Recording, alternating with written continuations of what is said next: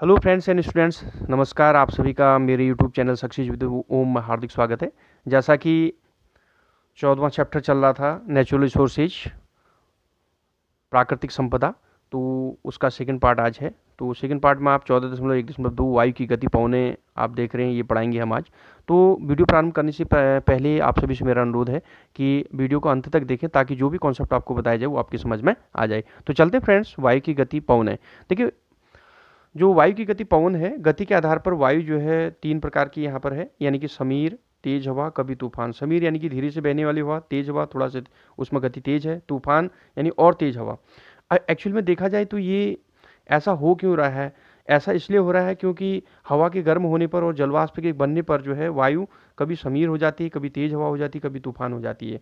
जलवाष्प की हम बात करें तो जलवाष्प जल के गर्म होने पर होता है और बनता है, और जीवित प्राणियों के क्रियाकलापों के फलस्वरूप जलवाष्प बनता है।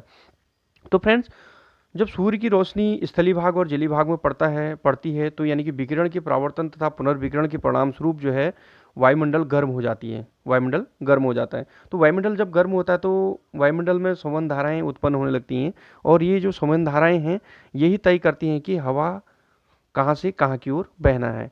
और हवा की एक और विशेषता है, हवा उच्च दाब से निम्न दाब की ओर बहती है। ठीक है। तो अगर हम बात करें एक तटीय क्षेत्र और समुद्री क्षेत्र की बात करें तो तटीय क्षेत्र में और समुद्री क्षेत्र में संवहन धाराएं दिन के समय कहाँ को बहती हैं और रात के समय कहाँ को बहती हैं।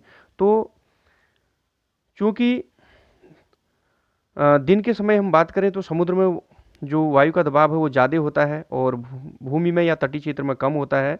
तो जो हवा बहेगी वो उच्च दाब से निम्न दाब की ओर बहेगी, यानी कि समुद्र से भूमि की ओर बहेगी या तटीय क्षेत्र की ओर बहेगी। रात के समय हम बात करें तो स्थलीय क्षेत्र या भूमि क्षेत्र या तटीय क्षेत्र में जो वायु का दबाव है वो ज़्यादा होता है और समुद्र में कम होता है। तो परिणाम स्वरूप रात के समय जो है वायु उच्च दाब से निम्न दाब की ओर बहेगी, अर्थात स्थल से समुद्र की ओर बहेगी। तो फ्रेंड्स, इसको समझते हैं एक रेखा चित्र से। तो आप यहाँ पर देख रहे हैं रेखा चित्र। तो रेखा चित्र में सूर्य है, सूर्य की आपकी रोशनी है, पड़ रही है समुद्र पे, स्थल में पड़ रही है, ये विकिरण के माध्यम से आती है। तो आप देखिए यहाँ पर परावर्तन है ना, पुनः परावर्तन है। तो यानी कि परावर्तन के फलस्वरूप यहाँ पर जो वायुमंडल आपका गर्म हो जा रहा है ना, हवा ऊपर की ओर उठ रही है तो गर्म हो जा रहा है, वायुमंडल गर्म हो रहा है। तो गर्म होने के पश्चात यहाँ पर वायुमंडल में संवहन धाराएं प्रवाहित होने लगती हैं। इन संवहन धाराओं के माध्यम से ही हवा जो है एक स्थान से दूसरे स्थान की ओर बहती है और उच्च दाब से निम्न दाब की ओर बहती है। तो चलते हैं फ्रेंड्स हम वर्षा की ओर। अब ये टॉपिक आपका 14.1.3 वर्षा, यानी कि रेन की हम बात करें तो रेन यानी वर्षा, दिन के समय जलीय भाग जो है गर्म हो जाते हैं, और जलीय भाग जब गर्म होते हैं तो यानी कि जलवाष्प के रूप में वायुमंडल में चले जाता है या वायु में चली जाती हैं। तो होता क्या है, जब गर्म वायु प्लस जलवाष्प ऊपर की ओर उठते हैं तो धीरे धीरे जब ऊपर की ओर उठते हैं तो वायु जो है धीरे धीरे फैलती है और धीरे धीरे ठंडी होती रहती है। तो जब ठंडा होता है, ठंडा होने के कारण हवा में उपस्थित जल जो है वो, जो हवा में उपस्थित जो जल था वाष्प के रूप में था, वो संघनित होने लगता है। ठीक है। संघनित होकर बादल का रूप धारण कर लेता है।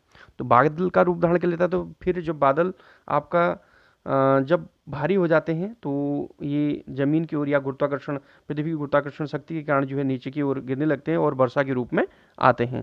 तो सीधे सीधे एक लाइन में बात करें तो जल जलवाष्प में परिवर्तित होता है, जलवाष्प संघनित होता है, संघनित होकर बादल का निर्माण करता है और बादल फिर वर्षा का निर्माण करते हैं। तो फ्रेंड्स, इसको समझते हैं एक रेखा चित्र से।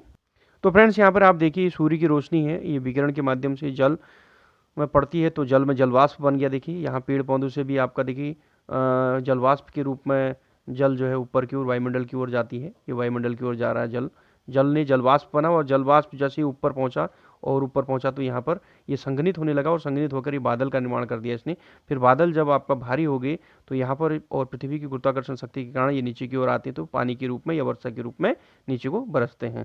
तो ये है आपका एक रेखा चित्र, वर्षा कैसे होती है। तो सीधे सीधे आप एक लाइन में कहेंगे कि जल है, जो जल है भूमिगत जल, जो पृथ्वी में जो जल है वो जलवाष्प में परिवर्तित होता है और जलवाष्प आपका संघनित होता है। संघनित होने के बाद वो बादल का रूप धारण कर लेता है, बादल का रूप धारण करने के पश्चात वो वर्षा का रूप ले लेता है। तो फ्रेंड्स, कभी कभी जब वायु का तापमान काफ़ी कम हो जाता है तो ये जो पानी है या जलवाष्प है ये हिमवृष्टि या ओले के रूप में आपके ज़मीन में आते हैं।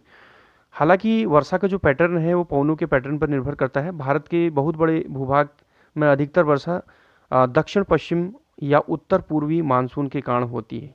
दक्षिण पश्चिम यानी कि भारत की हम बात करें तो दक्षिण पश्चिम मैं आपको दिखाऊं, एक मैप में ऐसे दिखा देता हूं, आप भी देख लीजिएगा। ये हम बात करें तो ये इंडिया है जी, यानी कि ये आपका दक्षिण है, ठीक है, ये आपका दक्षिण और ये पश्चिम है आपका। तो यानी कि जो भारत के बड़े भूभाग में अधिकतर वर्षा जो है दक्षिण पश्चिम, यहाँ से देखिए ये दक्षिण पश्चिम या उत्तर पूर्व, ये आपको उत्तर है, ठीक है, और ये पूर्व है, ये उत्तर पूर्व बंगाल की खाड़ी वाली स्थिति, ये उत्तर पूर्व मानसून के कारण जो है होती है। हमने मौसम सूचनाओं में भी सुना है कि बंगाल की खाड़ी पर वायु का दबाव कम होने के कारण कई क्षेत्रों में वर्षा हुई है। तो आप ये चित्र देख रहे हैं, भारत पर आच्छादित बादलों का उपग्रह द्वारा प्रदर्शित चित्र। तो आप समझ गए होंगे इसको। तो फ्रेंड्स, मिलते हैं आपको अगले नए वीडियो में वायु प्रदूषण के साथ। यदि आपको मेरा वीडियो अच्छा लगा तो please subscribe, like and share कीजिएगा और कमेंट बॉक्स में जरूर लिखिएगा कि आपको वीडियो कैसा लगा।